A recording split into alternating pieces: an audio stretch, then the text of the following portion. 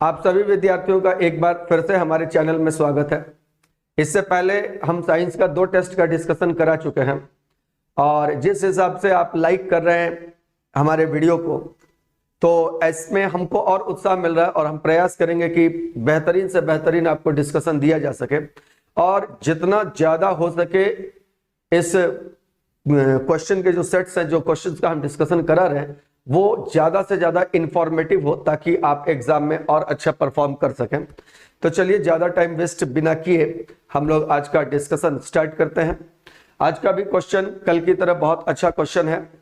Patience से देखिए video को, क्योंकि पढ़ाई जो होता है वो धैर्य के साथ ही होता है।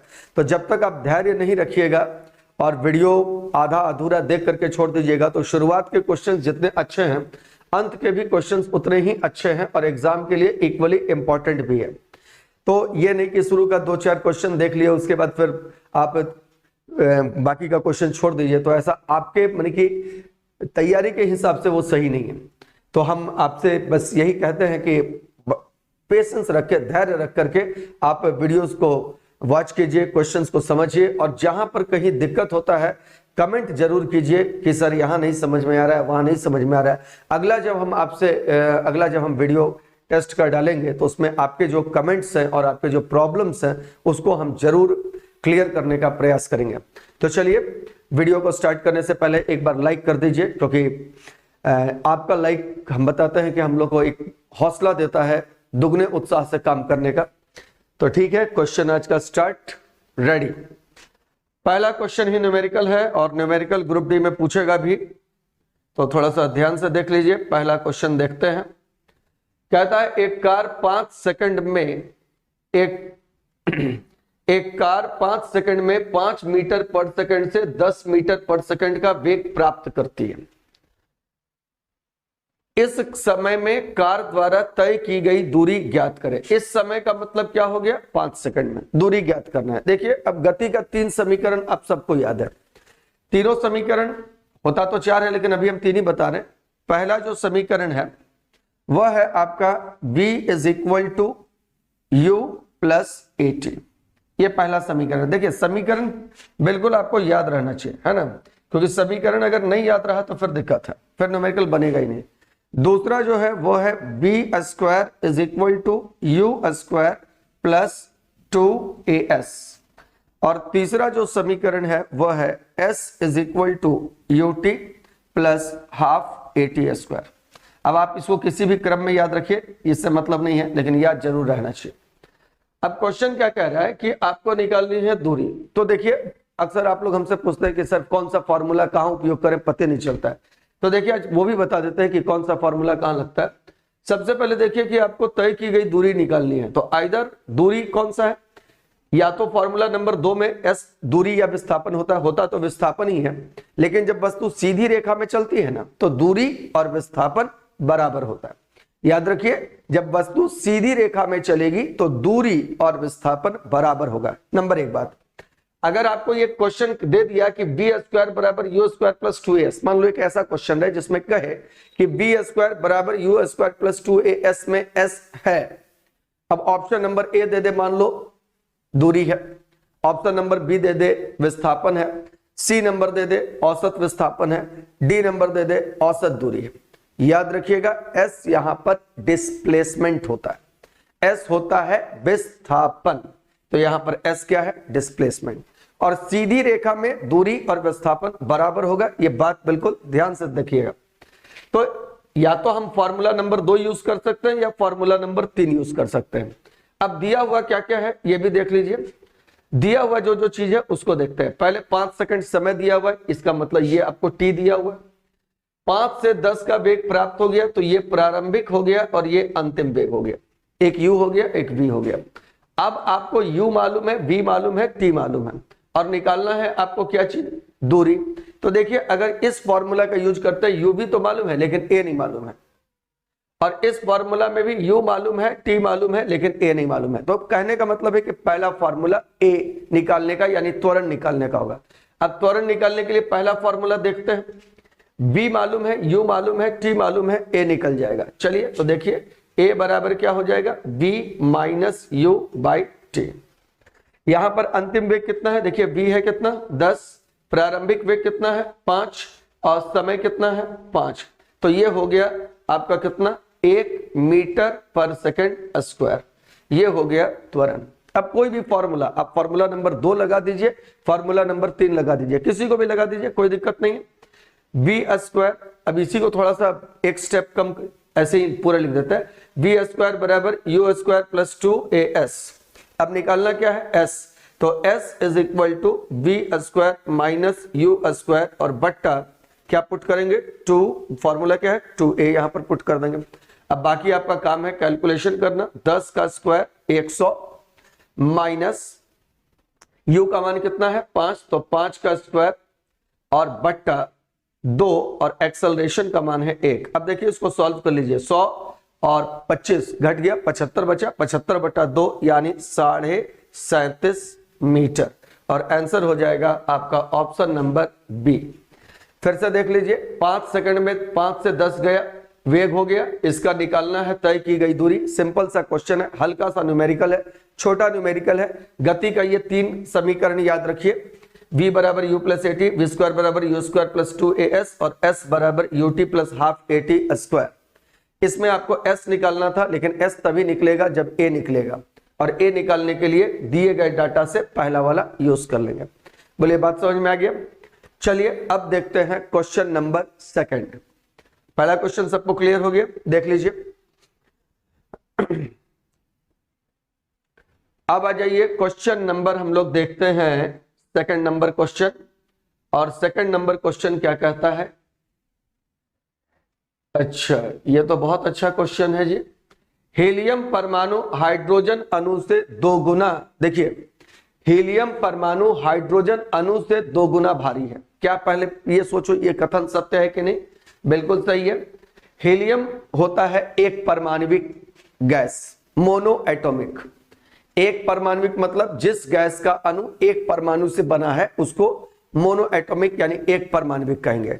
2 से बना होगा तो द्विपरमाणविक, 3 से बना होगा तो त्रिपरमाणविक। तो हीलियम जो होता है, हीलियम जो होता है ये होता है आपका क्या चीज, हीलियम होता है आपका एक परमाणविक।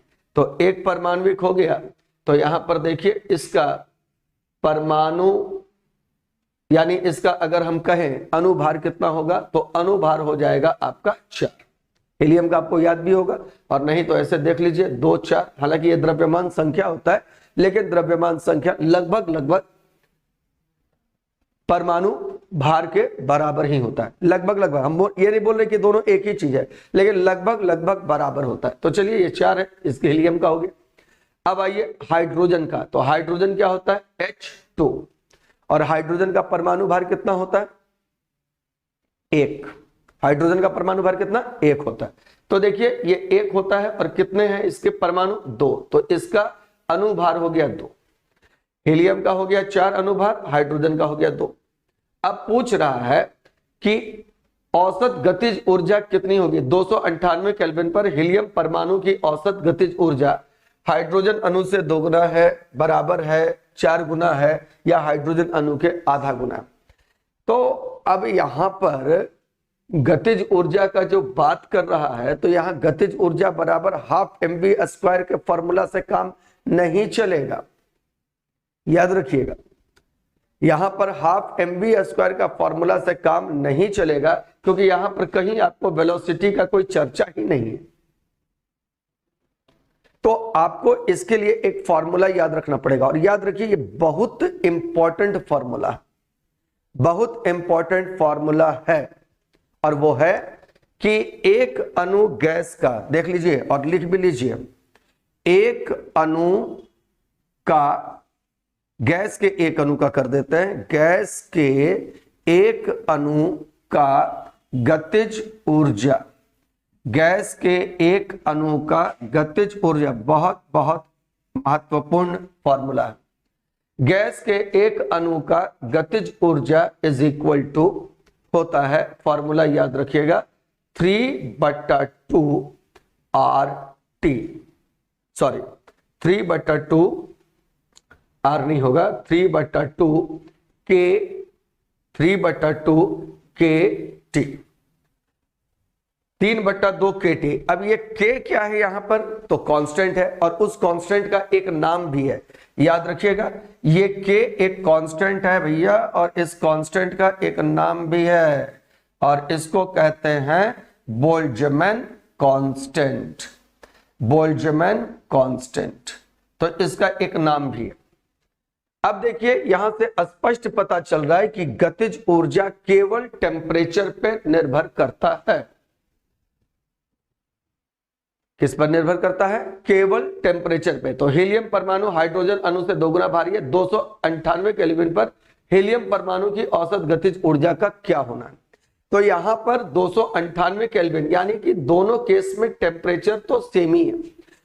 यह स्पष्ट बात है कि हाइड्रोजन का नहीं दिया हुआ है, लेकिन ये 298 पर ही तो कंपेयर करने के लिए, तुलना करने के लिए बोल रहा है। इसको अनुभार से कोई मतलब नहीं है। किसको, गतिज ऊर्जा को। गैस के अणु की गतिज ऊर्जा को, गैस के अणु की, ध्यान से सुनिएगा, गैस के अणु का गतिज ऊर्जा 3/2 KT से ज्ञात होता है। इसमें कहीं पर गैस के अनुभार का कोई रोल नहीं है, सिर्फ और सिर्फ तापमान पर निर्भर करता है।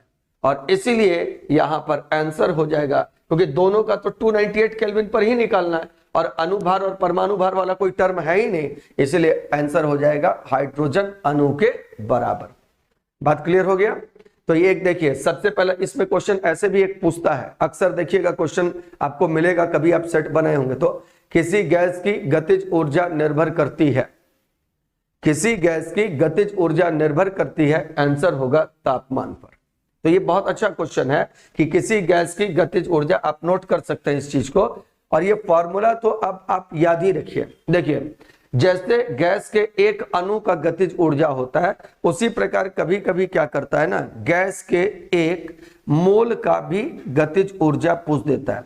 तो गैस के एक मोल का हम लोग कौन सा गतिज ऊर्जा कहते हैं, औसत, एवरेज।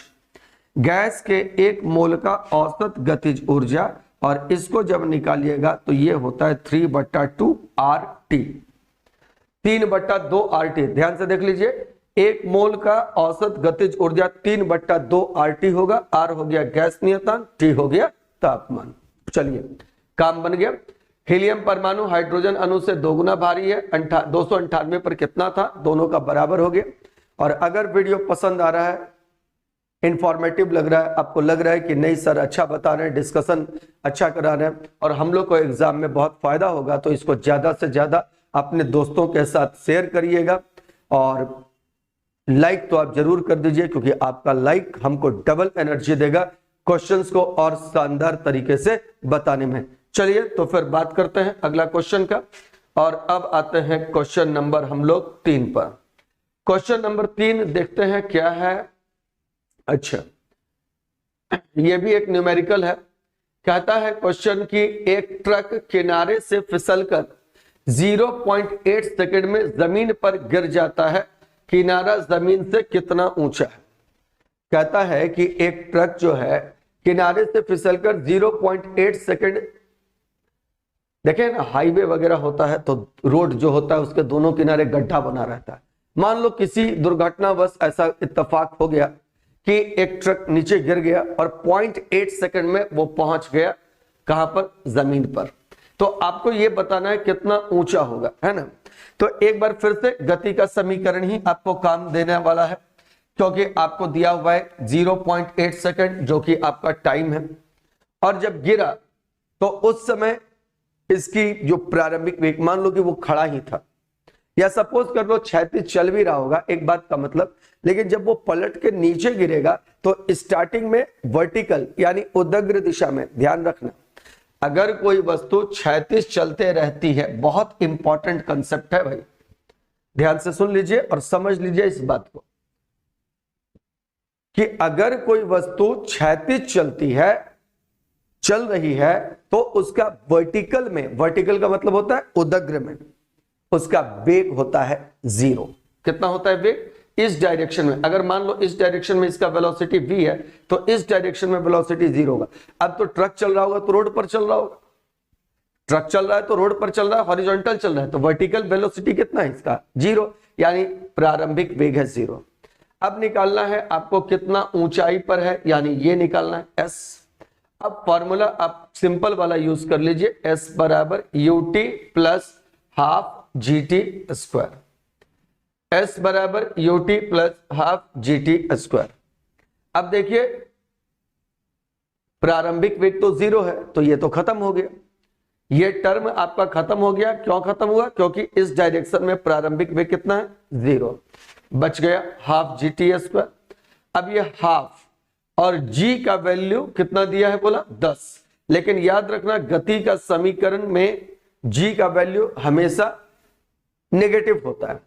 अब ये आप लोग कहीं कहीं कुछ भी पढ़े हो, हमको उससे मतलब नहीं है, लेकिन एक बात जानिए कि आप जब फिजिक्स बनाते हैं ना, या फिजिक्स के सवालों को बनाते हैं, मैथ्स कभी मत छोड़िए, क्योंकि मैथ्स को कहा जाता है फिजिक्स का भाषा। जिसका मैथ्स अच्छा हो गया उसका फिजिक्स भी अच्छा हो जाएगा।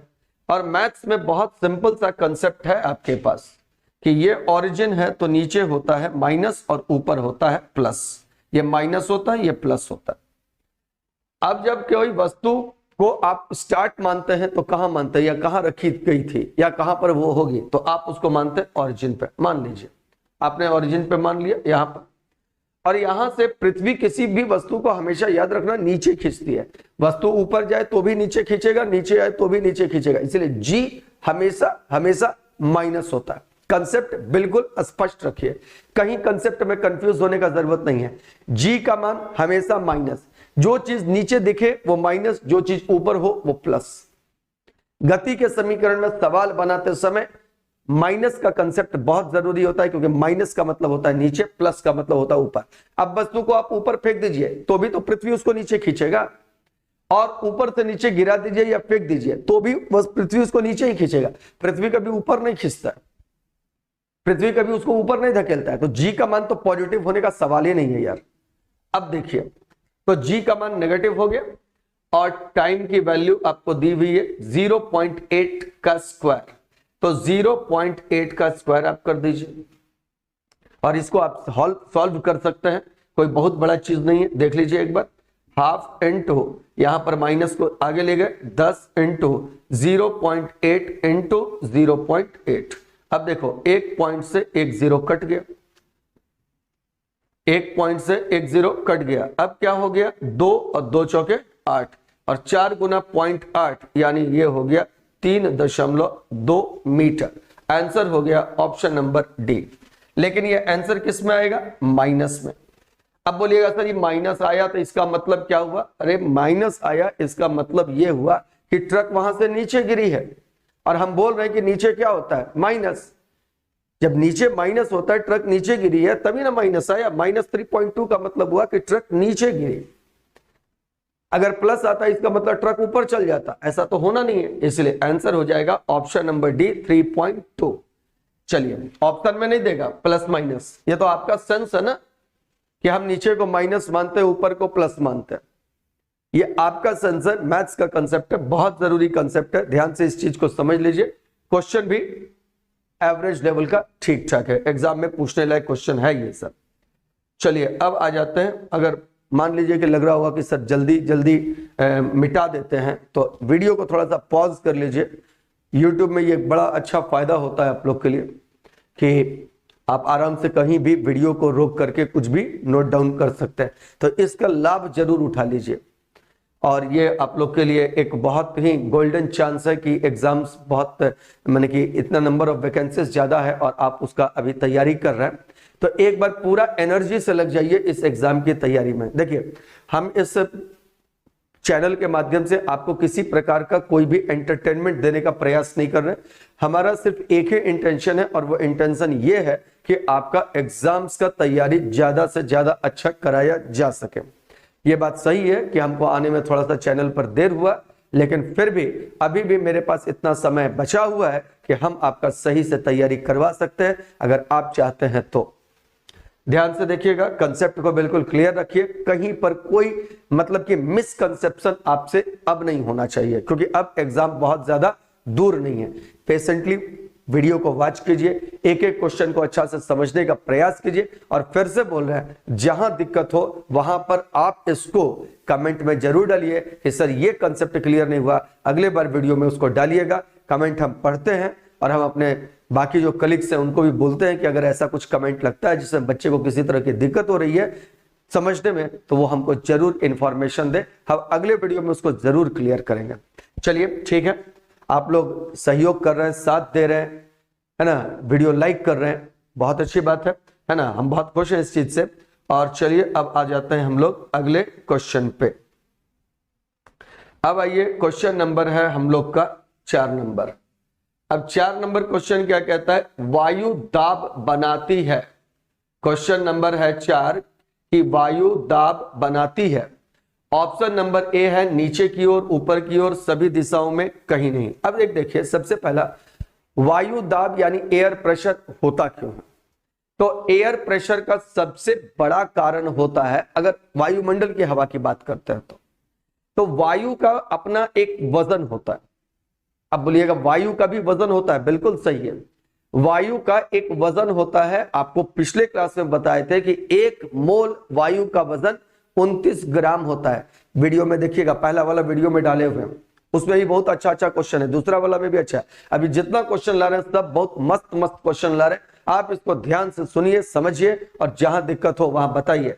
तो कहता है क्वेश्चन की, अच्छा हाँ, तो ये बात कहां कर रहे थे, वायु का।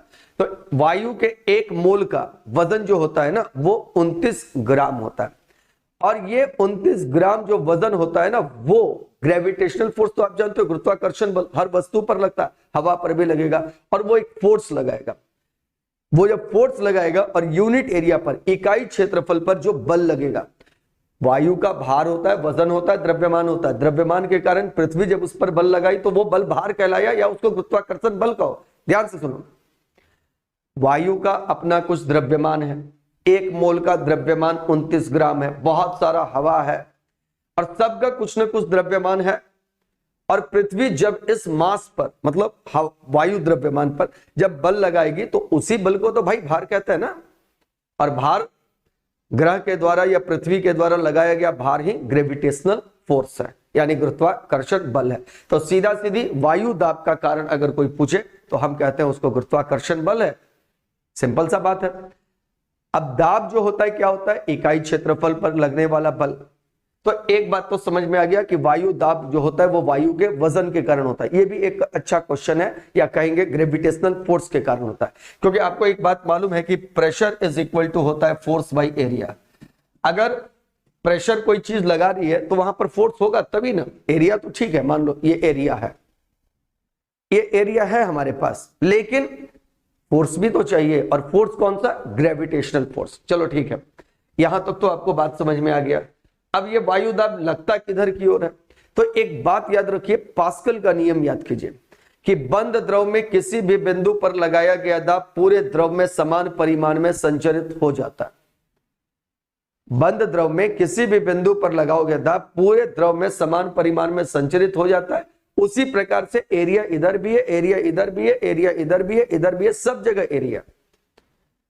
और इन एरियाज पर एयर का फोर्स लगता है, मतलब पृथ्वी का फोर्स लगता है, जिसके कारण प्रेशर होता है।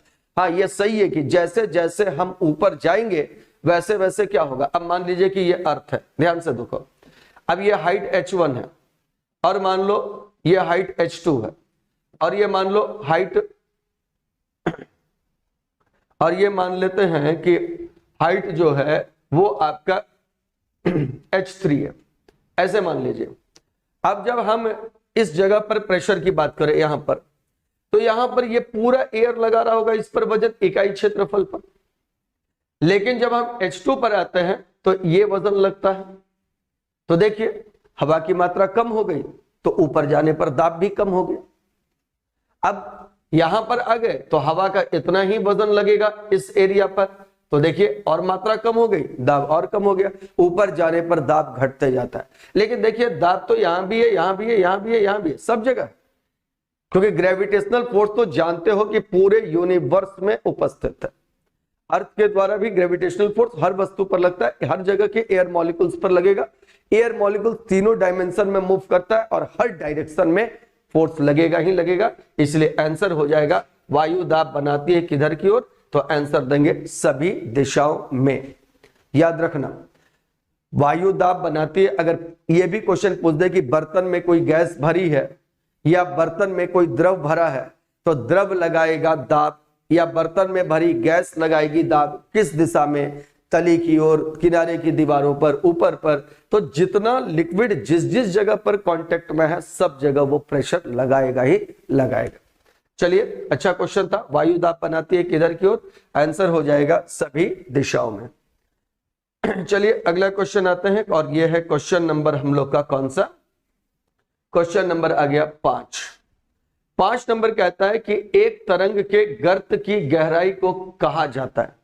अब एक तरंग है तो तरंग किसको कहते हैं, वेव होता है तरंग, है ना। और तरंग जो होता है वो मान लो समय के सापेक्ष ऐसे मूव कर रहा है, तो ये हमारा वेव होता है। अब ये जो वेव होता है तो इसमें पूछ रहा है कि अच्छा गर्त किसको कहते हैं, तो याद रखिएगा जो अधिकतम विस्थापन पॉजिटिव एक्सिस में हो गया उसको हम कहते हैं, ये मान लो ये पॉइंट, कलर चेंज कर देते हैं इसका थोड़ा, हाँ अब देखो ये जो पॉइंट होता है ना, ये पॉइंट, इस पॉइंट को हम लोग कहते हैं श्रिंग, इंग्लिश में इसको कहते हैं क्रेस्ट। और ये जो पॉइंट होता है ना जो नेगेटिव में मैक्सिमम होता है, इसको हम लोग कहते हैं क्या चीज, इसको हम लोग कहते हैं गर्त, और इंग्लिश में इसको कहते हैं ट्रफ। तो ये क्या होता है, ये होता है क्रेस्ट इंग्लिश में, और ये गर्त जो होता है इसको इंग्लिश में कहा जाता है ट्रफ। ध्यान से देखना। तो श्रिंग और गर्त क्या होता है, तो श्रिंग हो गया अधिकतम विस्थापन, गर्त हो गया न्यूनतम, माने कि विपरीत दिशा में या नेगेटिव दिशा में कहिए अधिकतम जो विस्थापन हुआ वो गर्त हो गया। दोनों अधिकतम विस्थापन ही है, ये भी अधिकतम विस्थापन है, ये भी अधिकतम विस्थापन। और ये जो अधिकतम विस्थापन होता है ना, इसी अधिकतम विस्थापन को कहा जाता है एम्पलीट्यूड यानी कि आयाम। तो यहां पर आयाम ये है और यहां पर आयाम ये है। अब अंतर सिर्फ इतना है कि अगर हम इसको पॉजिटिव ए कहेंगे तो इसको नेगेटिव ए कहेंगे। मतलब अगर इस दिशा में ये मान लो माध्य बिंदु है, यहां से ऊपर प्लस है और यहां से इतना ही नीचे माइनस है, जितना विस्थापन इधर होगा ऊपर की ओर उतना ही विस्थापन नीचे की ओर होगा। तो ऊपर में अगर इसको पॉजिटिव ए बोलेंगे तो नीचे में नेगेटिव ए बोलेंगे। तो तरंग के गर्त की गहराई को क्या जाता है, तो यह हुआ गर्त की गहराई, और इसको हम लोग कहेंगे आयाम। अब एक टर्म है इसमें आवृत्ति, तो आवृत्ति क्या होता है ये भी समझ लीजिए। आवृत्ति होता है एक सेकंड में कितना बार कंपन होता है, या एक सेकंड में कोई वेव उससे कितना बार गुजरता है किसी पॉइंट से। एक सेकंड में किसी पॉइंट से कोई वेव कितना बार गुजरता है वो फ्रीक्वेंसी होता है। एकांत समय में चक्रों की संख्या, अब चक्र क्या होता है, ऐसे भी आप कह सकते हो एकांत समय में चक्रों की संख्या। देखो यहां से लेकर यहां तक ये पूरा एक वेव हुआ, और एक सेकंड में जितना वेव बनेगा एक सेकंड में वो हो जाएगा आपका क्या चीज, वो हो जाएगा आवृत्ति यानी हो जाएगा फ्रीक्वेंसी। और फ्रीक्वेंसी का आपको मात्रक मालूम है क्या होता है, फ्रीक्वेंसी का मात्रक होता है हर्ट्ज। क्या होता है फ्रीक्वेंसी का मात्रक, हर्ट्ज। चलिए ठीक है, तो एकांक तरंग के गर्त की गहराई को क्या कहेंगे, तो आंसर हो गया आयाम। अब आ जाइए क्वेश्चन नंबर देखते हैं हम लोग, क्वेश्चन नंबर 6। क्वेश्चन नंबर 6 देखिए, ध्वनि तरंग, अच्छा ये भी साउंड का ही क्वेश्चन है, ये भी अच्छा क्वेश्चन है। क्वेश्चन कहता है ध्वनि तरंग जो है ना वो 339 मीटर पर सेकंड की गति से यात्रा कर रही है। ध्यान देखना, एक साउंड वेव है, तो साउंड वेव कैसा है ये आपको मालूम है कि ध्वनि तरंग जब गैस में गमन करती है तो अनुदैर्ध्य तरंग होती है, यानी लॉन्गिट्यूडिनल वेव होता है।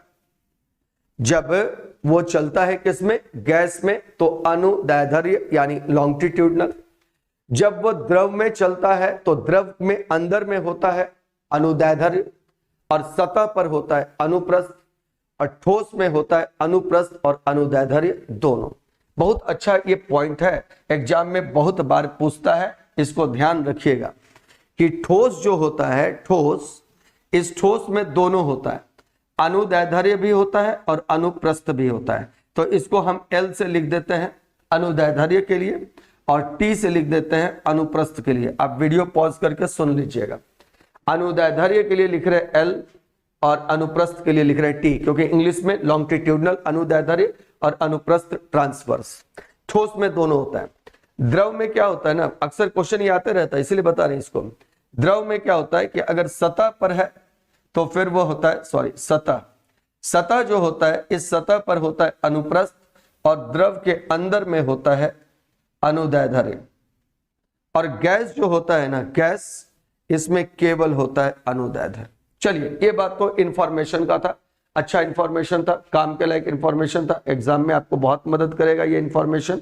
और अब आ जाते हैं इस क्वेश्चन पर। क्वेश्चन क्या है कि ध्वनि तरंग 339 मीटर पर सेकंड की गति से यात्रा करती है। ध्यान से सुनिए, 339 से यात्रा कर रहा है तो ये आपको दिया हुआ है वेग, और कहता है कि यदि इसकी तरंग दैर्ध्य, क्वेश्चन को देखिए, यदि कहता है यदि इसकी तरंग दैर्ध्य 1.5 सेंटीमीटर है, 1.5 सेंटीमीटर आपको दिया हुआ है, तो फिर आपसे पूछ रहा है कि तरंग की आवृत्ति क्या है। अब देखिए, तरंग की आवृत्ति निकालनी है तो फॉर्मूला तो भैया याद रहना चाहिए, नहीं तो न्यूमेरिकल तो बनता नहीं है।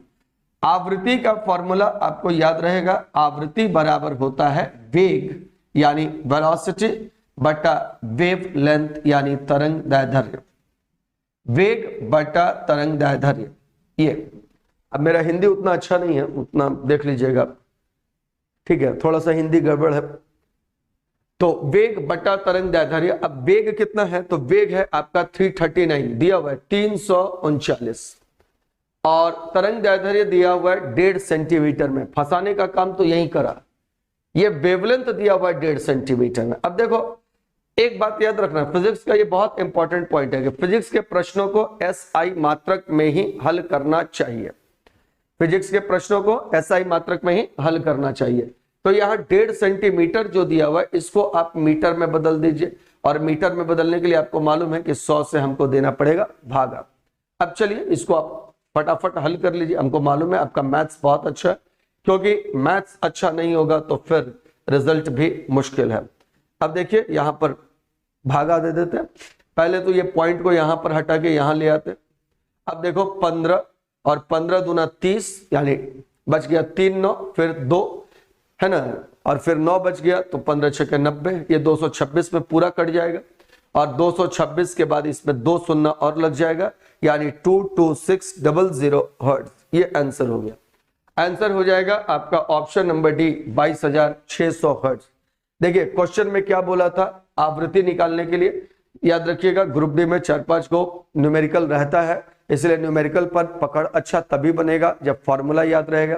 कहीं पर आप क्या कीजिए, एक जगह लाइट का, एक जगह साउंड का, एक जगह हीट का, सारा फॉर्मूला लिख लीजिए, और उसको हम बार बार बोलते हैं कि नजर के सामने रखिए, अपने अगल बगल ऐसा माहौल बना दीजिए कि वो लगे कि आपका पढ़ने का माहौल है। यहाँ पर हार्मोन का चार्ट, यहाँ बोन का चार्ट, यहाँ केमिस्ट्री के कंपाउंड का, ओर का, है ना, इस तरह से फिजिक्स के लाइट के फॉर्मूला, हीट का फॉर्मूला, पूरा दीवार में लगे कि नहीं भाई पढ़ता तो यही लड़का है। और दिखाने के लिए नहीं पढ़ना है, अपने लिए पढ़ना, अपने फ्यूचर को सिक्योर करने के लिए पढ़ना है। और ये देखिए पढ़ाई जो है वो आपका जो है आगे का जीवन को आसान बनाता है। आप अगर अभी मेहनत करते हैं, कुछ महीने मेहनत करते हैं, तो आपका जिंदगी आगे बहुत अच्छा होने वाला है। तो चलिए आगे बात कर लेते हैं। क्वेश्चन नंबर 6 हो गया। अब आ जाइए, एक बार फिर से आपको बोल रहे हैं कि अच्छा लग रहा है तो फिर लाइक शेयर सब्सक्राइब करवाइए, अपने दोस्तों के बीच भी इसको शेयर करते रहिए। और आ जाइए, अब पेशेंस के साथ वीडियो लेके जरूर वॉच कीजिएगा, है ना, क्योंकि पेशेंस बहुत जरूरी होता है। पढ़ाई में भी पेशेंस चाहिए, एग्जाम में क्वेश्चन भी बनाने में पेशेंस चाहिए, लाइफ के हर क्षेत्र में पेशेंस चाहिए, क्योंकि जो धीरज रखता है वही पार होता है, ये आपको मालूम है। जिसमें धैर्य होता है वही आगे बढ़ता है, वही हर मुश्किल को पार करता है। तो चलिए आगे का क्वेश्चन देखते हैं। क्वेश्चन नंबर 7 है, सूर्योदय और सूर्यास्त के समय सूर्य दीर्घ वृत्ताकार दिखने का क्या कारण होता है। अगर दीर्घ वृत्ताकार न दे करके अगर अंडाकार भी दे दे तो क्वेश्चन सेम रहेगा, यही क्वेश्चन हो जाएगा, चाहे दीर्घ वृत्ताकार बोल दे चाहे अंडाकार बोल दे। अब देखिए सूर्योदय और सूर्यास्त के समय जो होता है, सूर्य जो होता है वो क्षितिज के पास होता है। क्षितिज क्या होता है, बहुत दूर का जगह होता है, याद रखिएगा। क्षितिज जो होता है वो बहुत दूर का जगह होता है, और ये हमारा मान लो कि सपोज कर लो कि ये हमारा जो है ध्यान दीजिएगा, ये हमारा मान लो कि क्षितिज है और सूर्य जो है वो है आपका इस टाइप का, तो ये यहां पर मान लीजिए अभियान। अब आप जानते हैं कि वायुमंडल के अलग अलग ऊंचाई का अपवर्तनांक अलग अलग होता है, अलग अलग लेयर का अपवर्तनांक अलग अलग होता है। ऊपर जाते हैं तो अपवर्तनांक घटते चल जाता है। अब ये अगर वर्टिकल यानी कि सूर्य के व्यास का उदग्र, सूर्य के अगर आप उदग्र व्यास को देखिए तो ये वर्टिकल डायमीटर है, और ये जब वायुमंडल से होकर के गुजरता है तो यहां से जो प्रकाश अपवर्तित होगी, ये जो प्रकाश चलेगा, ये जो प्रकाश चलेगा, ये जो प्रकाश चलेगा, ये जो प्रकाश चलेगा, सब अलग अलग मात्रा में मुड़ेगा। क्यों मुड़ेगा? क्योंकि अलग अलग लेयर का अपवर्तनांक अलग अलग होता है।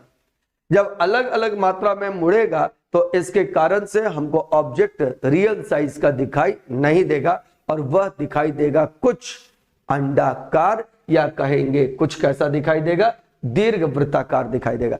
तो इसका कारण क्या है? इसका कारण है अपवर्तन। और अपवर्तन में भी तो कौन सा अपवर्तन बोलेंगे?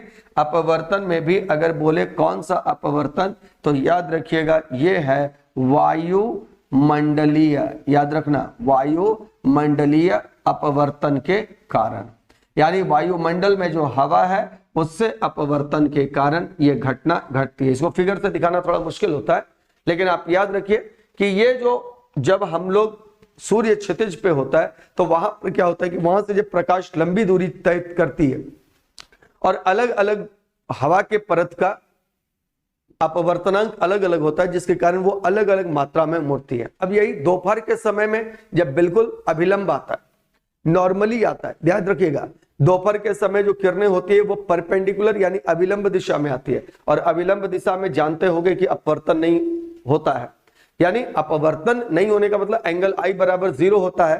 तो स्नेल का लॉ से, स्नेल का लॉ परावर्तन का कहीं नहीं बोल रहे हैं, स्नेल के लॉ से sine i by sine r बराबर जो म्यू होता है उसके हिसाब से यहां पर क्योंकि आई 0 हो जाता है इसीलिए आर भी 0 हो जाता है, तो अपवर्तन होता नहीं है। तो सूर्य दोपहर के समय में सूर्य बिल्कुल गोलाकार दिखाई देगा जैसा कि वो है, लेकिन सुबह में और शाम में यानी सूर्योदय और सूर्यास्त में वायुमंडल से जब प्रकाश गुजरती है और ये जो इसका वर्टिकल व्यास है, जो उदग्र व्यास है, इससे आने वाले प्रकाश का अलग अलग मात्रा में अपवर्तन होता है, जिसके कारण आपको सूर्य का आकार जो होता है वो अंडाकार दिखता है। आंसर हो जाएगा 7 का ऑप्शन नंबर ए।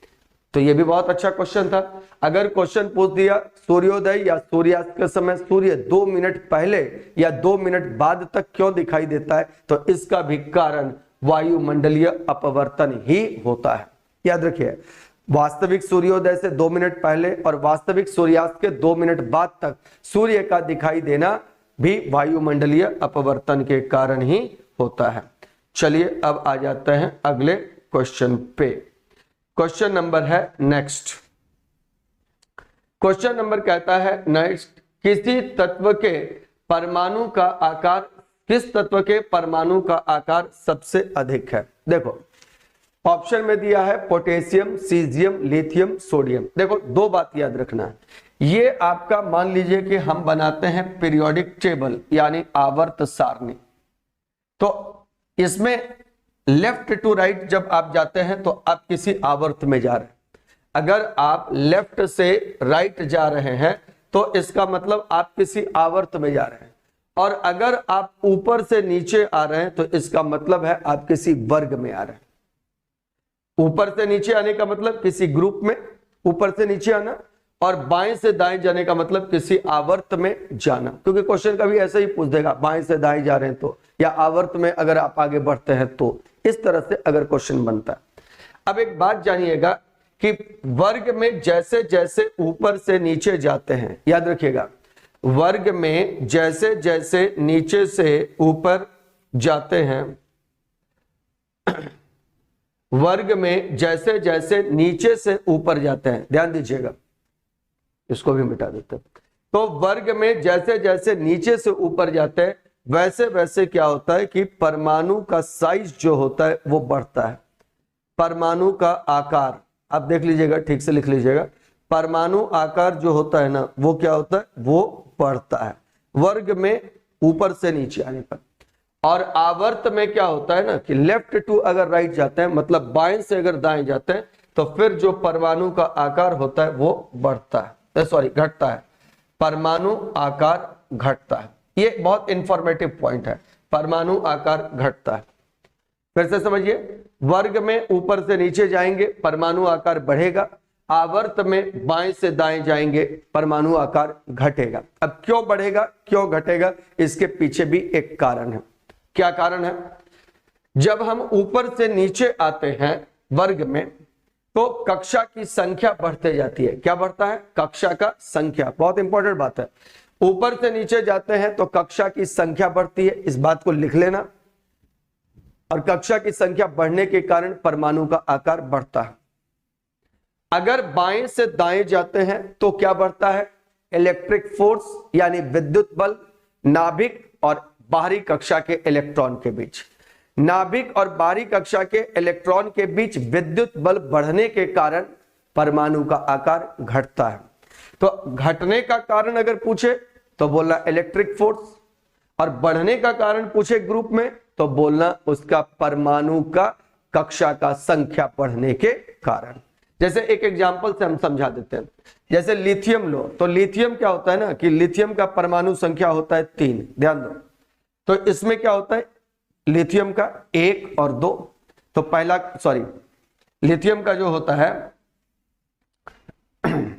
लिथियम का होता है 2 और 1, यानी पहला जो कक्षा होगा ये नाभिक मान लो, तो पहला कक्षा में 2 इलेक्ट्रॉन होगा और उसके बाद वाला कक्षा में 1 इलेक्ट्रॉन होगा। तो ये लिथियम का हो गया। सोडियम का ये, तो सोडियम का क्या होता है? सोडियम का होता है कितना? 11 मतलब 2 8 1। पहला कक्षा में कितना हो गया? क्या मान लो ये नाभिक है, पहला कक्षा में 2 इलेक्ट्रॉन, दूसरा कक्षा में 8 और तीसरा कक्षा में 1।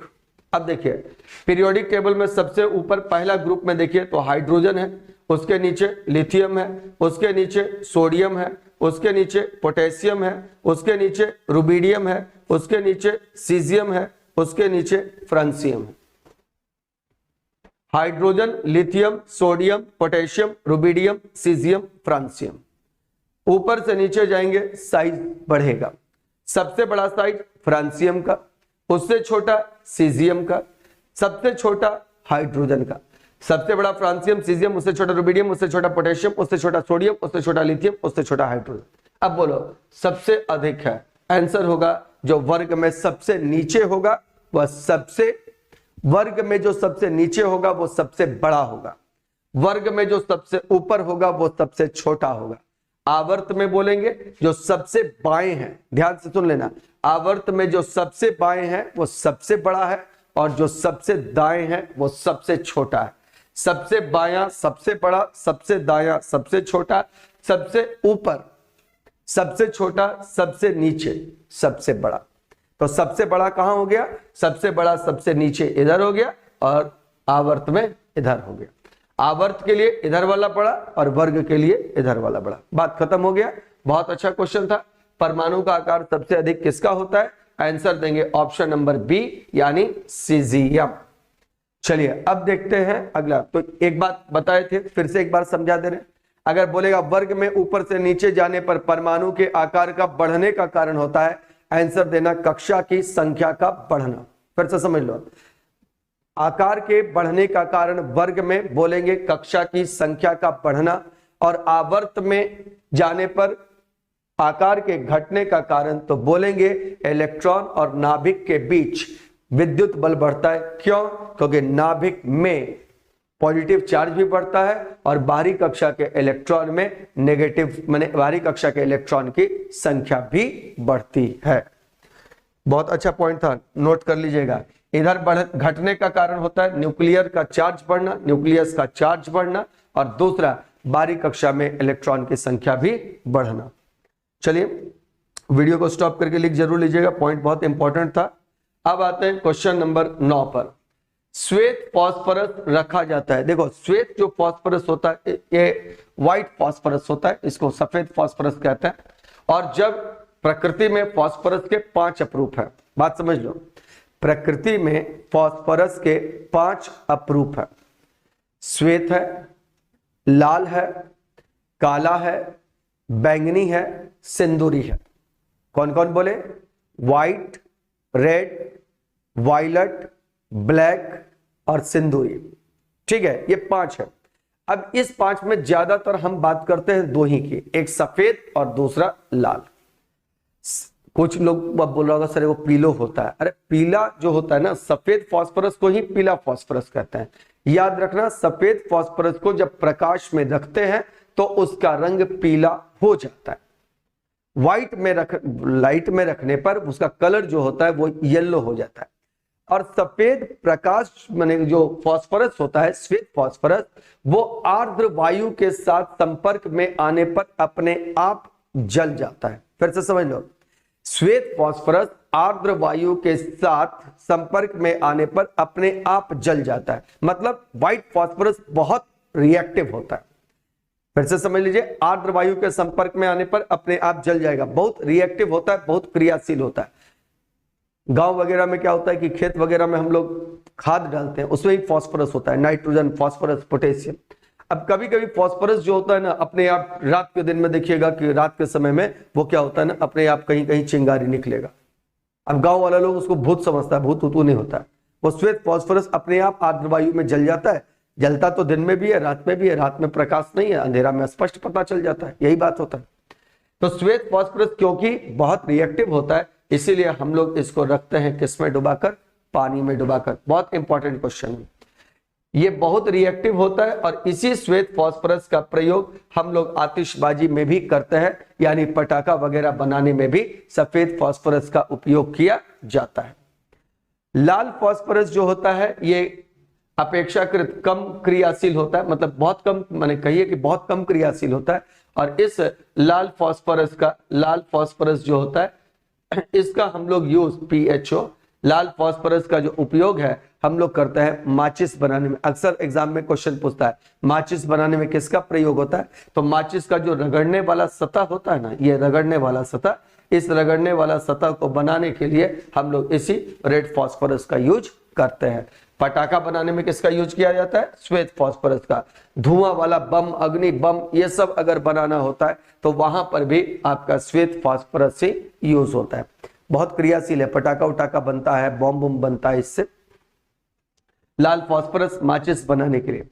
और किरासन तेल में अगर पूछे कि किसको डुबा करके रखा जाता है, तो आपको मालूम है कि किरासन तेल में हम लोग किसको डुबा के रखते हैं? सोडियम को। क्यों? उसको पानी में काहे नहीं डुबा के रखे सर?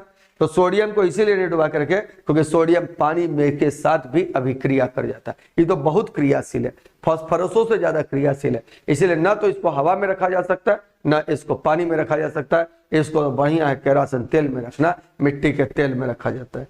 चलिए, ये भी क्वेश्चन हो गया। अब आते हैं क्वेश्चन नंबर 10 पे। क्वेश्चन नंबर 10 कहता है, जब आप एक परमाणु के न्यूट्रॉन की संख्या को बदलते हैं तो इसका बदल जाता है। अब देखो, परमाणु के न्यूट्रॉन, पहले एक बात समझो कि परमाणु का संकेत मान लो हम X दिए, X, तो नीचे जो होता है लिखते हैं द्रव्यमान परमाणु संख्या और ऊपर लिखते हैं द्रव्यमान संख्या। बात समझना, नीचे जो लिखते हैं वो परमाणु संख्या होता है और परमाणु संख्या होता है प्रोटॉन की संख्या।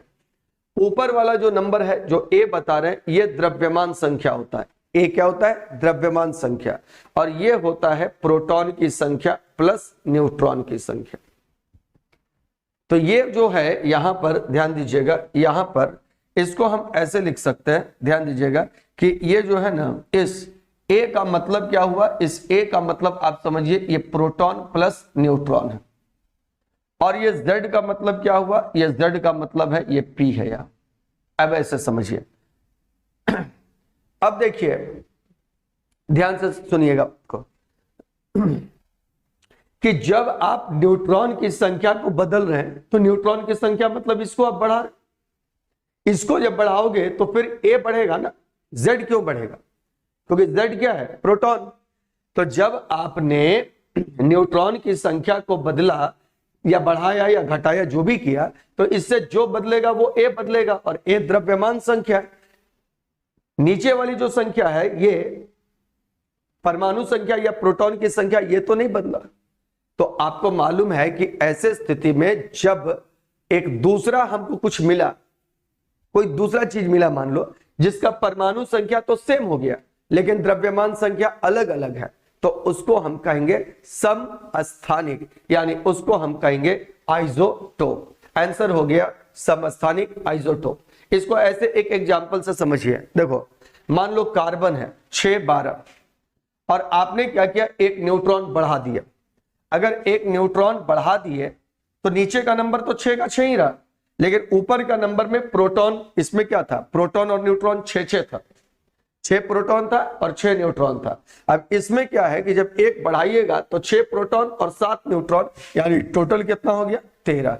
अब देखिए ये 6 और ये 13, ये 6 और ये 12, इसको क्या कहते हैं, इसको कहते हैं आइसोटोप, यानी इसको कहते हैं हम लोग समस्थानिक, और इसीलिए आंसर हो जाएगा ऑप्शन नंबर ए। बाकी आयन आवेश परमाणु संख्या से तो कोई मतलब नहीं है। एक बात याद रखना, परमाणु संख्या प्रोटॉन की संख्या है। अगर क्वेश्चन एग्जाम में दे दिया ना कि किसी तत्व का परमाणु संख्या होता है, ध्यान से सुनना, छोटा छोटा बात बहुत महत्वपूर्ण, कि अगर क्वेश्चन पूछ दिया कि किसी तत्व का परमाणु संख्या होता है तो हड़बड़ा के मत मार देना कुछ आंसर। किसी तत्व का परमाणु संख्या उसमें उपस्थित प्रोटॉन की संख्या है, यह डेफिनेशन है परमाणु संख्या का। ये अलग बात है, ये अलग बात है कि उदासीन परमाणु में इलेक्ट्रॉन की संख्या और प्रोटॉन की संख्या बराबर होती है। ये अलग बात है कि उदासीन परमाणु में इलेक्ट्रॉन की संख्या और प्रोटॉन की संख्या बराबर होती है, लेकिन अगर परमाणु संख्या क्या है ये पूछा तो बोलना कि किसी तत्व का परमाणु संख्या उस तत्व के एक परमाणु में उपस्थित प्रोटॉन की संख्या होती है। कंसेप्ट बिल्कुल क्लियर रखो।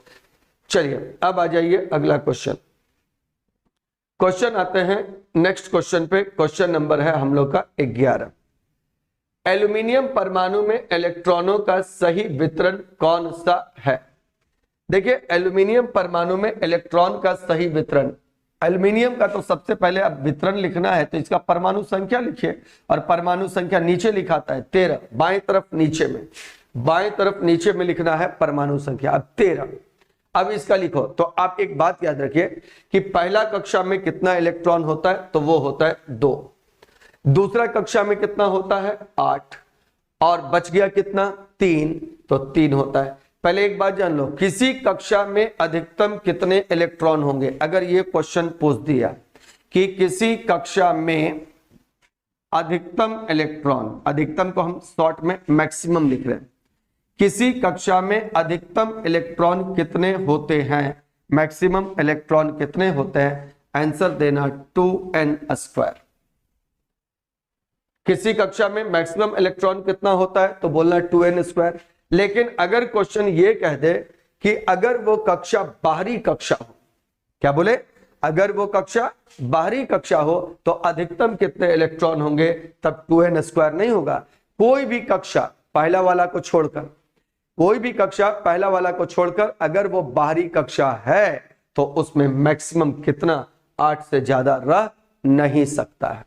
मैक्सिमम कितना नहीं रह सकता है, 8 से ज्यादा। अब देखो इसमें क्या था, पहला कक्षा में कितना डाल सकते थे तो 2 × 1 का स्क्वायर 2, पहला कक्षा के लिए n का मान कितना हो गया 1, तो 1 का स्क्वायर 2। अब दूसरा कक्षा में कितना डाल सकते थे 2 × 2 का स्क्वायर, तो कितना हो गया 8। तीसरा कक्षा में कितना डाल सकते हैं तो 2 × 3 का स्क्वायर, कितना हो गया 18। तो ये 2 × 3 का स्क्वायर है। अब एक बात समझो, अगर मान लो बोलता कि पोटेशियम का लिखिए, पोटेशियम का 19 होता है, तो इसका ऐसे नहीं लिख दीजिएगा 2, 8, 9 की सर बारी कक्षा तीसरा में तो मैक्सिमम कितना जा सकता है 18, तो 2, 8, 9 लिख देता है ना। अब क्या बोले, अब ये तो सबसे बाहरी कक्षा हो गया ना, 9 हो गया सबसे बाहरी, और बाहरी में कितना से ज्यादा नहीं हो सकता, 8 से ज्यादा नहीं हो सकता है, तो फिर तो ये गलत हो गया। अब बाहरी में आप 8 से ज्यादा नहीं कर सकते हो, तो इसमें भी जाएगा 8 और सबसे बाहरी में जाएगा 1, तो हो गया 2, 8, 8, 1 पोटेशियम का 19 का। उसी प्रकार से आपको कम से कम देखिए 30 तक का जरूर याद रहना चाहिए, 20 तक का तो ऐसे ही लिखा जाता है, लेकिन जब आप 21, 22 वाला लिखते हैं ना तो फिर ये वाला तरीका नहीं चलता है, ये तो बच्चा में बताने वाला तरीका होता है। फिर उसके लिए आपको ऐसे लिखना पड़ेगा, जैसे एल्यूमिनियम का लिखिएगा ना तो ऐसे 1s2, 2s2, 2p6, 3s2 और 3p1 ऐसे लिखा था। 2 2 4 6 10 2 12 1 13 ऐसे लिखाएगा। अब कभी क्वेश्चन आएगा, एक आध क्वेश्चन ऐसा डाल देंगे तो बताएंगे कि कैसे इलेक्ट्रॉनिक विन्यास आपको लिखना है और कौन कौन सा स्पेशल वाला आपको याद रखना है, जैसे क्रोमियम का या फिर कॉपर का, सिल्वर का, ये सब कुछ स्पेशल वाला होता है जिसको याद रखना होता है। बताएंगे कभी क्वेश्चन, इधर बहुत जल्दी है इसमें डालेंगे, देखना। तो आंसर हो जाएगा 283। कभी इस चीज को डालेंगे कि कौन कौन सा स्पेशल वाला वहां बताएंगे भी हम। अब आ जाइए अगला क्वेश्चन। क्वेश्चन नंबर है हम लोग का 12। कहता है सल्फ्यूरिक एसिड के साथ मिश्रित होने पर लिटमस विलयन का रंग कैसा होगा। देखो, अम्ल और भस्म की पहचान करने के लिए ध्यान से देखिएगा, अम्ल और भस्म की पहचान करने के लिए हम लोग क्या करते हैं, टेस्ट करते हैं। अब मान लो कि इधर तुम्हारा सपोज कर लो एसिड हम लिख दिए और इधर तुम्हारा हम लिख दिए बेस। तो कई तरह का टेस्ट होता है, आपको ज्यादा तो नहीं लेकिन कम से कम 4 गो टेस्ट जरूर याद रहना चाहिए, क्योंकि इस 4 से अक्सर क्वेश्चन एग्जाम में आते रहता है। तो हम एक चार्ट ही बना देते हैं, है ना। इस चार्ट को आप याद रखिए, बहुत काम का चार्ट है यार, है ना। किस चीज से हम टेस्ट कर रहे हैं यहाँ पे लिखे और उसमें इफेक्ट क्या आएगा ये यहाँ पर लिख रहे हैं, ठीक है। अब देखो, सबसे पहले हमने टेस्ट के लिए यूज किया ब्लू लिटमस पेपर को, यानी नीला लिटमस पत्र को। सबसे पहले कौन सा यूज कर लिया, नीला लिटमस पत्र। ध्यान से देखना, एसिड अगर नीले लिटमस पत्र पे डालोगे तो एसिड का कलर जो होगा वो हो जाएगा रेड, लाल। लेकिन बेस जो है ये कोई कलर चेंज नहीं दिखाएगा, इसीलिए इसका कलर हो जाएगा ब्लू। एसिड डालोगे तो ब्लू का कलर कैसा हो जाएगा, रेड, लेकिन बेस डालोगे तो कोई कलर का चेंज नहीं होगा। दूसरा होता है, तो ये क्या हो गया, ये लिटमस ब्लू हम यहां यूज किया, लिटमस पेपर जो है वो ब्लू वाला यूज किया, ध्यान देना, लिटमस पेपर ब्लू। अब यहां पर हम यूज करेंगे रेड लिटमस पेपर, ध्यान देना, रेड लिटमस पेपर। जब रेड लिटमस पेपर यूज करेंगे तो एसिड जो है इसका चेंज कलर नहीं करेगा और उसका रंग रेड ही रह जाएगा। लेकिन जो बेस होता है ना, ये बेस क्या करेगा कि इसका कलर को चेंज करके कर देगा आपका कौन सा, ब्लू। बेस लाल लिटमस पत्र का रंग को नीला कर देता है। तो ये बहुत इंपॉर्टेंट है, ये दो तो सबको याद रहता है। तीसरा होता है आपका मिथाइल ऑरेंज, याद रखना। एसिड और बेस के जांच के लिए इसका यूज किया जाता है और मिथाइल ऑरेंज एसिड में इसका कलर होता है रेड, याद रखना, और बेस में इसका कलर जो होता है वो होता है येलो। तो ये सब बहुत इंपॉर्टेंट क्वेश्चन है। अब ये सब चीज अभी याद नहीं होगा तो समझ लो फिर कभी याद नहीं होगा। अभी सोचेगा कि एग्जाम के समय में ये सब याद करे, ये संभव ना है। अब ये से याद करो और बहुत जरूरी है। अब ये नहीं सोचना है कि कितना बनाएंगे तो ग्रुप डी में हमारा रिजल्ट हो जाएगा। अब तो हम एक ही बात कहते हैं कि अगर 99 बना सकता है तो 99 बनाओ, क्योंकि कंपटीशन बहुत टफ हो गया है। तो जितना मैक्सिमम बनाओ और जो सब बना रहा है उसको गलती नहीं करो, ये बात ध्यान रखना है। अब फिनोल्फथैलिन ये भी यूज किया जाता है और ये इसका कलर याद रखना, एसिड में ये रंगहीन होता है, तो यहां रंगहीन, और बेस में इसका कलर होता है गुलाबी, या रेड भी दे सकता है, लाल भी दे सकता है, लेकिन रियल में होता तो गुलाबी है, तो गुलाबी। तो ये वीडियो को पॉज करके इसको लिख लेना। लिटमस पेपर का प्रयोग टेस्टिंग के लिए करते हैं। एसिड ब्लू लिटमस को लाल करता है, बेस कुछ नहीं करता है। बेस रेड को ब्लू करता है, एसिड इस रेड को कुछ नहीं करता है। मेथाइल ऑरेंज में एसिड रेड कलर और बेस येलो कलर दर्शाता है, और फिनोल्फथैलिन में एसिड जो होता है वो रंगहीन यानी कलरलेस होता है और बेस जो होता है वो गुलाबी रंग दिखाता है। देखो बालक, ये बहुत इंपॉर्टेंट चीज है, इस सब चीज को स्क्रीनशॉट ले लो। हट जाते हैं हम, बहुत इंपॉर्टेंट क्वेश्चन है, एग्जाम में ऐसा क्वेश्चन आ सकता है। चलिए, तो आंसर क्या हो गया, स्क्रीनशॉट ले लिए होंगे आप लोग, नहीं तो वीडियो पॉज करके ले लीजिएगा। होने पर लिटमस विलयन का रंग कैसा हो जाता है, तो देख लो कैसा होता है, ब्लू जो होता है वो रेड में बदल जाता है। आंसर हो जाएगा ऑप्शन नंबर डी। चलिए अब अगला क्वेश्चन को देखते हैं। बार बार बोल रहे हैं और इतना कोई नहीं बोलेगा कि अगर दिक्कत होता है तो कमेंट में कमेंट जरूर करना। क्वेश्चन नंबर आ जाइए 13। फास्फोरस की परमाणविकता होती है, फास्फोरस की परमाणविकता, इसको इंग्लिश में कहा जाता है एटोमिसिटी। ध्यान देना, इसको हम इंग्लिश में क्या कहते हैं, इसको कहते हैं एटोमिसिटी। मतलब एक अणु में कितने परमाणु हैं।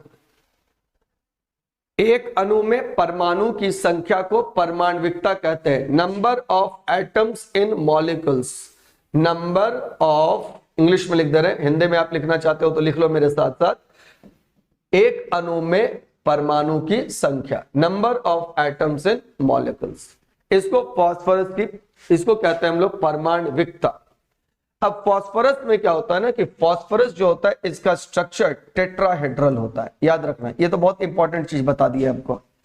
फास्फोरस की रचना चतुष्फलकीय होती है, टेट्राहेड्रल, और इसमें एक फास्फोरस जो होता है वो 4 अन्य फास्फोरस से अणु में जुड़ा हुआ रहता है, इस प्रकार से। ये तो ये जो स्ट्रक्चर है ना, ये स्ट्रक्चर होता है आपके फास्फोरस का, और ये फास्फोरस जो होता है टेट्राहेड्रल स्ट्रक्चर है इसका। तो आंसर हो जाएगा परमाणविकता कितनी होती है, तो आंसर हो जाएगा ऑप्शन नंबर कितना, आंसर हो जाएगा ऑप्शन नंबर 4। देखिए तो आंसर हो गया ऑप्शन नंबर सी 4। बहुत इंपॉर्टेंट क्वेश्चन है। फास्फोरस का स्ट्रक्चर याद रखना, टेट्राहेड्रल होता है और एटोमिसिटी इसकी 4 होती है। और किसका किसका याद रखना चाहिए, याद रखना ये भी, जितना अक्रिय गैस होता है ये याद रखना, अक्रिय गैस, अक्रिय गैस का परमाणविकता अगर पूछेगा तो 1 होता है। अक्रिय गैस की लिखना है तो लिख लेना, अक्रिय गैस की परमाणविकता 1 होती है। अगर पूछा ओजोन की परमाणविकता कितनी है, तो ओजोन जानते हो O3 होता है, इसकी परमाणविकता 3 हो जाएगा। अगर हाइड्रोजन का पूछे, नाइट्रोजन का पूछे, ऑक्सीजन का पूछे, हेलोजन वाला जो है उसका पूछे, तो ये सब का, हेलोजन का पूछेगा तो ये सब का परमाणविकता बताना 2। ठीक है, और लास्ट बता रहे हैं जिससे और क्वेश्चन बनेगा, और फास्फोरस के बाद तो क्वेश्चन बनने का चांस सल्फर का ही होता है। ये तो बहुआ बहुत इंपॉर्टेंट है सल्फर का। सल्फर का पूछेगा परमाणविकता कितना होता है, तो बोलना सल्फर का परमाणविकता कितना होता है, 8। कितना बोलोगे, 8। तो हो गया आंसर, है ना। लिख लीजिए, अक्रिय गैस का 1 होता है, अक्रिय गैस का 1, ओजोन का 3, हाइड्रोजन, नाइट्रोजन, ऑक्सीजन, ये सब, हेलोजन, ये सब का 2, सल्फर का 8, फास्फोरस का 4। इससे ज्यादा कुछ वो नहीं करेगा, दम कंफर्म रहो। इतना याद कर लेना, वीडियो पॉज करके तुम लोग लिख जरूर लेना, है ना। अब आते हैं अगला क्वेश्चन पे। बार बार कहते हैं कि लिख लेना, अब लिखो कि नहीं लिखो तुम समझो। क्वेश्चन नंबर आ जाओ 14। दी गई अभिक्रिया किसका एक उदाहरण है। क्वेश्चन है दी गई एक अभिक्रिया दिया हुआ है, barium chloride plus sodium sulphate gives barium sulphate plus sodium chloride, किसका उदाहरण है। देखो तो, देखो बेरियम के साथ लगल था क्लोरीन, और सल्फेट SO4 के साथ लगा था सोडियम, यहां क्लोरीन के साथ था बेरियम। ये मान लो 1 नंबर, 2 नंबर, 3 नंबर, 4 नंबर, ऐसा समझो। अब देखो 1 नंबर तो यहां पर है, लेकिन यहां पर आ गया इसके साथ 4 नंबर SO4, देखो SO4 4 में था, और सोडियम था यहां पर 3 नंबर में, और इसके साथ आ गया 2 नंबर वाला। मतलब क्या हुआ कि 1 और 3 नंबर के साथ पहले था 2 और 4 जुड़ा हुआ, अब 4 और 2 जुड़ा गया। यहां पर क्या था, 1 के साथ 2, 3 के साथ 4। अब क्या हुआ, ये 4 वाला जो है वो इसके जगह पर आ गया, ये इसके जगह पे आ गया।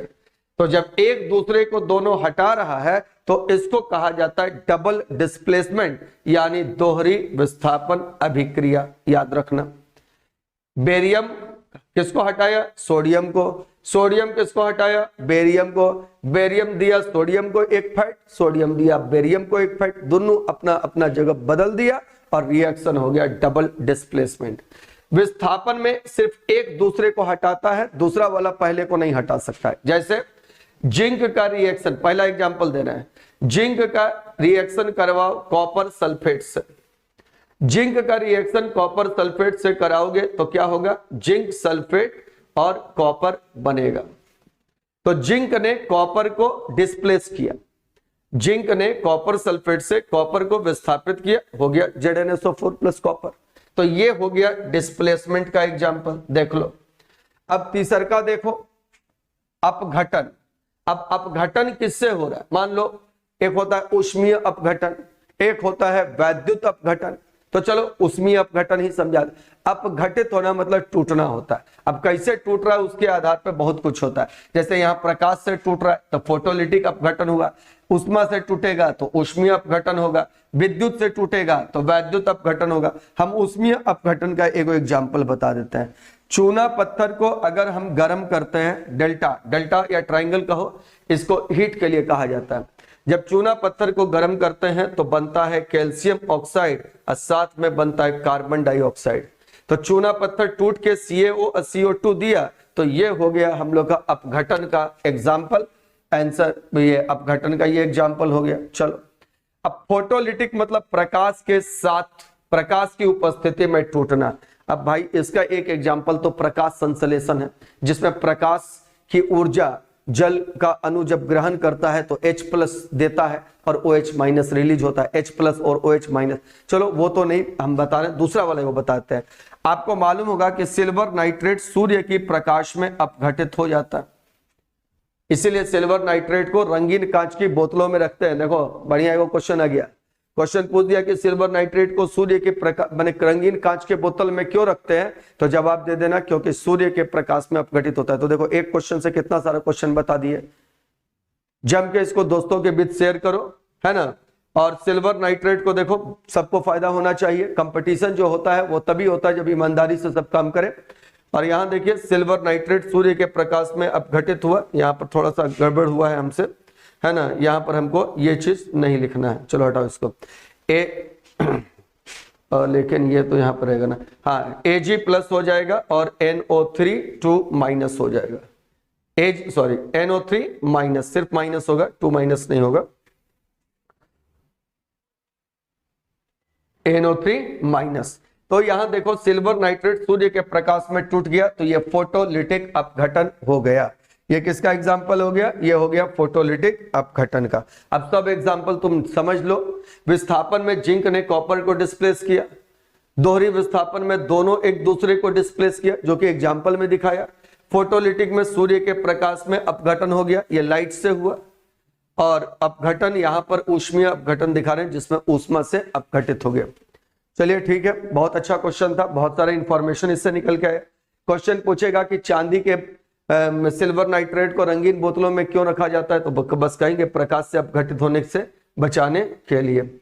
चलिए अगला क्वेश्चन देखते हैं। क्वेश्चन नंबर है 15। कौन सा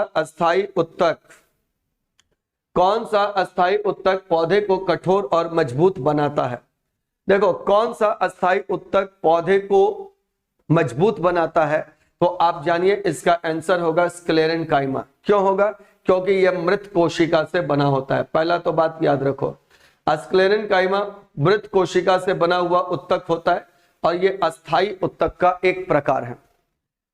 उत्तक दो प्रकार का होता है, एक होता है आपका परमानेंट और एक होता है विभाज्योतिकी, जिसको मेरिस्टेमेटिक कहते हो। मतलब उत्तक दो प्रकार का आपका होना, एक मेरिस्टेमेटिक जो हमेशा डिवाइड होता है, समसूत्री जिसमें विभाजन होता है, उसको विभाज्योतिकी उत्तक कहते हैं। तना का लंबाई बढ़ाने के लिए, मोटाई बढ़ाने के लिए, या नोट्स के बीच में भी पाया जाता है, तो वो होता है आपका मेरिस्टेमेटिक यानी विभाज्योतिकी। दूसरा होता है परमानेंट, मतलब कि वो कहिए कि डेवलप्ड आपका या मैच्योर्ड आपका सेल्स से बना होता है, परिपक्व कोशिका का होता है, उसमें विभाजन की क्षमता खत्म हो जाती है, तो ये होता है आपका परमानेंट। अब परमानेंट का टाइप होता है पैरेनकाइमा, कॉलेनकाइमा और स्क्लेरेनकाइमा। क्या क्या बोले, पैरेन, कॉलेन, स्क्लेरेन। अब देखो इसमें तीनों है, पैरेनकाइमा भी है, कॉलेनकाइमा भी है, स्क्लेरेनकाइमा भी है। स्क्लेरेनकाइमा मृत कोशिका से बना होता है, ये यांत्रिक सहायता देता है, यांत्रिक मजबूती देगा। बड़ा इंपॉर्टेंट क्वेश्चन है। अच्छा नारियल देखा होगा, नारियल में जो छाल रहता है जिससे रस्सी बनता है, वो भी आपका स्क्लेरेनकाइमा ही होता है, मृत कोशिका से बनता है। दूसरा होता है पैरेनकाइमा। पैरेनकाइमा क्या होता है, ये जीवित कोशिका का बना होता है। इसका मेन कार्य होता है माने कि पौधे का जो मेन कंस्ट्रक्शन है वो इसी का है, पौधे की संरचना बनाने में सहायता करता है। और दूसरा बात है भोजन वगैरह भी बनाता है ना, फूड स्टोर वगैरह भी इसी का काम होता है। किसका, पैरेनकाइमा का, फूड स्टोरेज का भी। अब आयो कॉलेनकाइमा, ये भी याद रखना जीवित कोशिका का बना हुआ है और ये भी यांत्रिक सहायता देता है। तो यहां एक बड़ा अच्छा क्वेश्चन बनता है भैया। क्वेश्चन क्या बनता है कि कौन सा, ध्यान से सुनना, बहुत इंपॉर्टेंट क्वेश्चन है, कौन सा पादप कोशिका, कौन सा प्लांट सेल, कौन सा पादप कोशिका जीवित होता है, और नहीं, कौन सा उत्तक, ऐसे कौन सा पादप उत्तक जीवित कोशिका का बना होता है और यांत्रिक सहायता देता है? तो आंसर मारना कोलेनकाइमा। जीवित कोशिका का बना होगा, यांत्रिक सहायता देगा, आंसर मार देना कोलेनकाइमा। मृत कोशिका का यांत्रिक सहायता देता है, आंसर होगा स्क्लेरेनकाइमा। पादप शरीर की रचना, फूड स्टोरेज का काम कौन करता है? पैरेनकाइमा। और क्लोरेनकाइमा एक विशेष प्रकार का पैरेनकाइमा है, याद रखना, क्लोरेनकाइमा ये विशेष प्रकार का पैरेनकाइमा है जो फोटोसिंथेसिस करता है। विशेष प्रकार का पैरेनकाइमा, विशेष प्रकार का पैरेनकाइमा जिसमें प्रकाश संश्लेषण होता है क्योंकि इसमें क्लोरोफिल होता है। विशेष प्रकार का पैरेनकाइमा जिसमें क्लोरोफिल होता है, जिसमें क्लोरोफिल होता है। तो ये सब बड़ा अच्छा क्वेश्चन है, ये सब दम बायोलॉजी दम मस्त कर लो, बहुत अच्छा क्वेश्चन होता है ये सब। क्लोरोफिल होता है, और क्लोरोफिल होगा तो भैया प्रकाश संश्लेषण तो करेगा ही। चलिए अब आ जाते हैं क्वेश्चन नंबर नेक्स्ट पर। अच्छा, थोड़ा सा देख लीजिएगा, इसका स्क्रीनशॉट ले लीजिएगा, बहुत जरूरी है ये सब, और कहीं नोट भी नहीं तो वीडियो भी पॉज करके आप लिख सकते हैं, बहुत अच्छा चीज है ये सब। अगला आ जाइए, क्वेश्चन नंबर है 16। 16 नंबर कहता है मानव शरीर में मौजूद सबसे कठोर पदार्थ कौन सा है?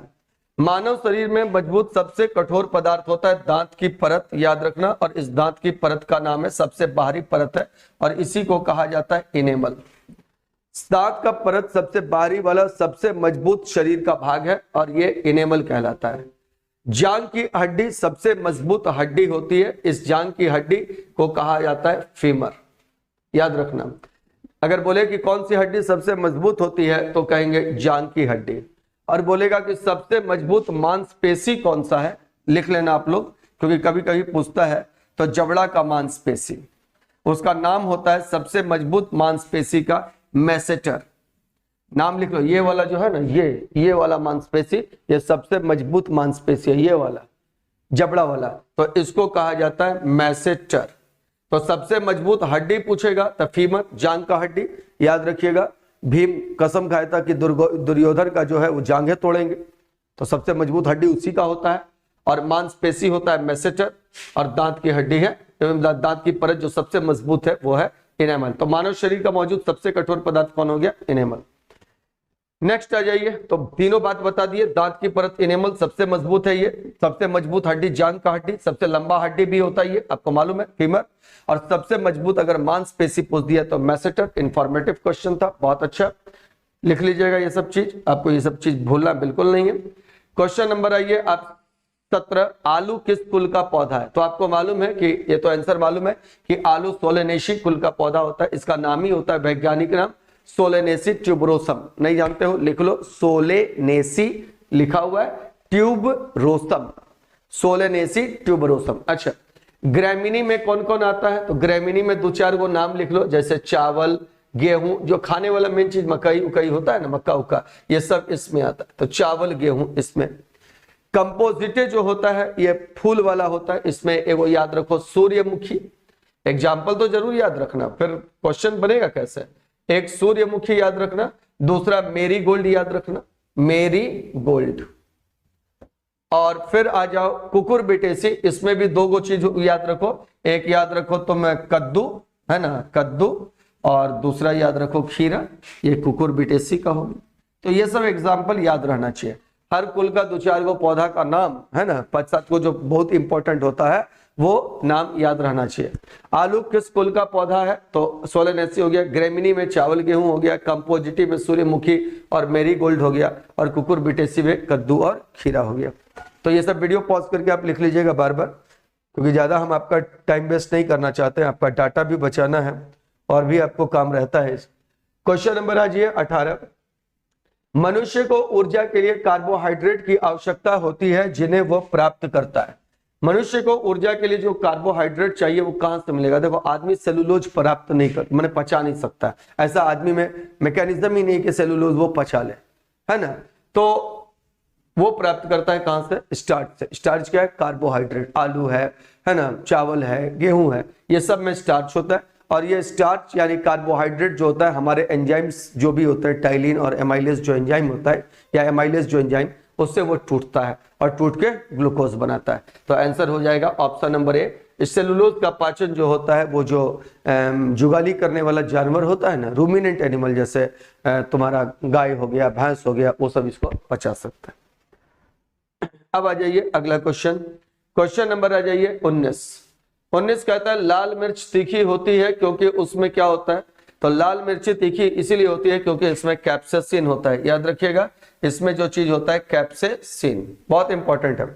लाल मिर्ची में वो जो जीभ में थोड़ा सा तीखा टाइप का लगता है ना, वो होता है आपका किसके कारण? कैप्सेसिन के कारण। इसके अलावा दो चीज का और दो चार को चीज का याद रख लो जिसमें विशेष होता है ना। फिर मुर्गा उर्गा खाएगा तो ये सब याद आएगा कि प्याज और लहसुन में क्या होता है। तो इसमें याद रखना कि प्याज और लहसुन जो होता है, इसमें होता है आपका एलियम, है ना। तो इसमें जो होता है वो आपका होता है एलिसिन।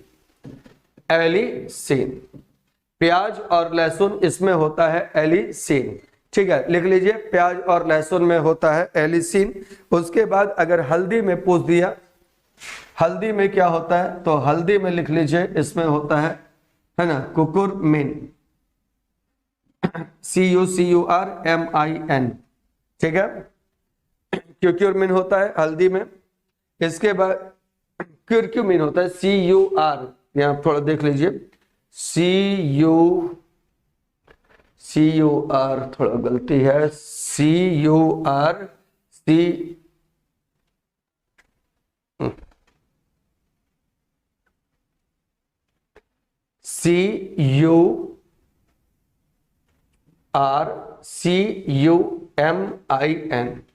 क्यूरक्यूमिन।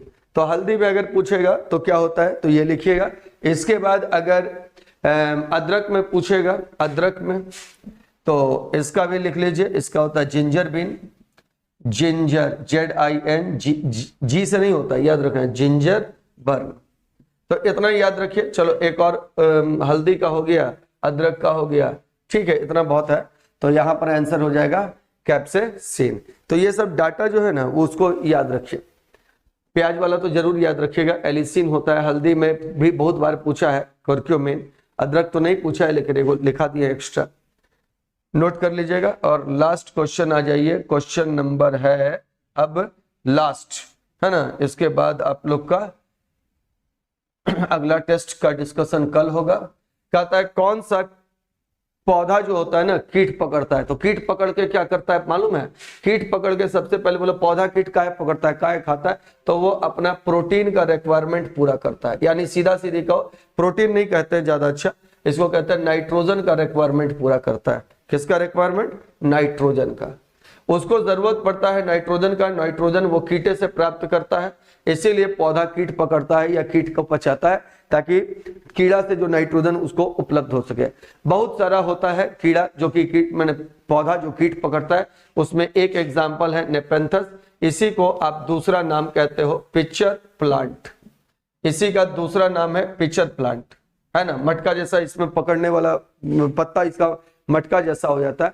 और भी बहुत सारा है, जैसे एक फेमस और एग्जाम्पल है, ये सब कीटभक्षी पौधा है, इस सब का नाम याद रखना है। एक होता है यूट्रिकुलारिया, इसको जनरल भाषा में ब्लैडर वर्ट भी कहा जाता है। यूट्रिकुलारिया, ब्लैडर वर्ट, ये सब नाम याद रखिए। इसके बाद एक और नाम होता है वीनस फ्लाई ट्रैप, फ्लाई मतलब मक्खी, ट्रैप मतलब जाल, वीनस फ्लाई ट्रैप। और लास्ट एक बहुत इंपॉर्टेंट लिखा दे रहे ड्रोसेरा।